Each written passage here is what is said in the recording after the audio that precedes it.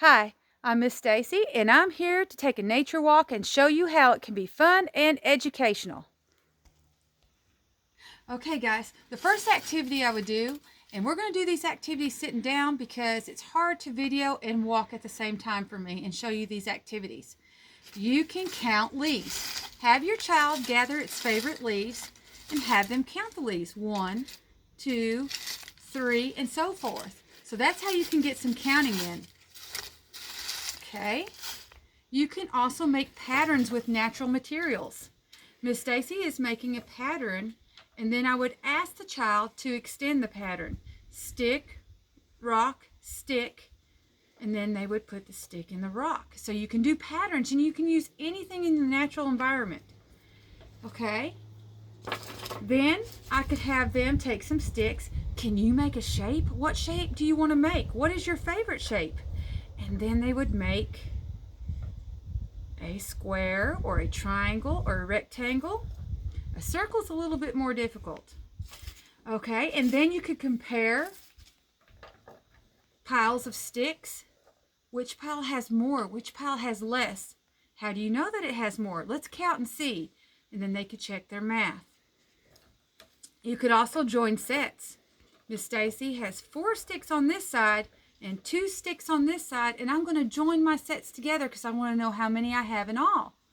So you would have your child join their sets together and then have them count to check their math.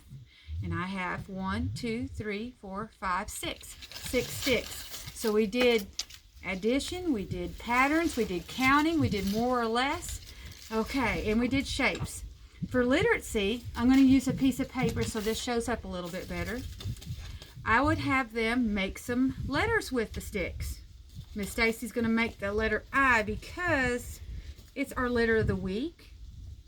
And I'm going to use a rock to make my lowercase I. What sound does I make? I, I, I. And this will show up really well on the pavement, but for video purposes, I used a piece of paper. Okay, so literacy. And then you can also talk about sounds.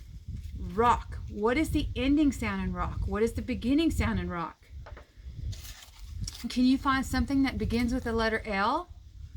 Leaf. And that's how you can get some literacy in. You can ask them also to spell their name with the rocks, and they'll really enjoy that. Okay, so we did math, we did literacy. Now, some music and movement. Take 2 sticks, tap them together. You can even do rhythm patterns and all kinds of interesting things. They can make up their own song. Or they can take some small pebbles and put them in their empty water bottle and make a maraca. So that's music and movement. Now, to get the gross motor in, and also can use some math, you can have them, every time they see an animal, hop 3 times, like a bunny rabbit, or skip, or jump. Or you can hold up at the number 5 fingers, 1, 2, 3, 4, 5, hop 5 times. You can do that to differentiate your walk and make it fun. Okay, and the next thing I would have them do is discovery. I would have them hold a leaf and I would have them hold a rock and feel the weight and the difference in both. Why do you think the leaf weighs less than the rock? And then you can go on with more questioning. Okay, and then this is fun. Kids love doing this. They love throwing things in water. So get you some little rocks and get them at different sizes. Okay, and have your child throw each one of the rocks in the water. Why do you think the bigger rock, why do you think this rock made the bigger splash? And then they would go on to tell you because it's bigger, and the same as why did this rock not splash as much? Because it's smaller. So you can compare the splashes and the size.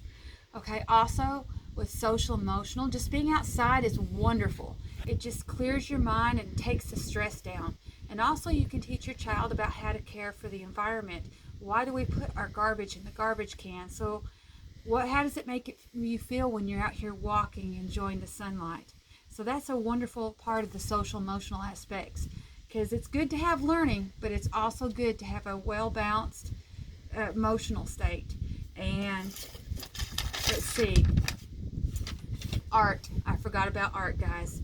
Who doesn't like to make a leaf collage or a leaf rubbing? Simply lay a leaf down, put a piece of paper over it, and take a crayon, and you can make varying leaf patterns in rubbings.